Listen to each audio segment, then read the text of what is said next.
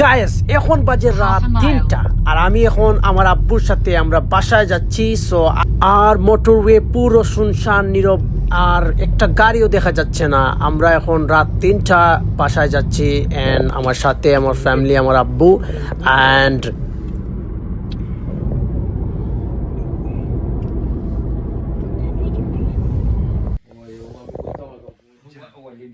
So long journey plus আমরা গিয়েছিলাম আমার মামার বাসায়। সো এখানে আব্বু মামা সহ সবাই গল্প করতেছেন।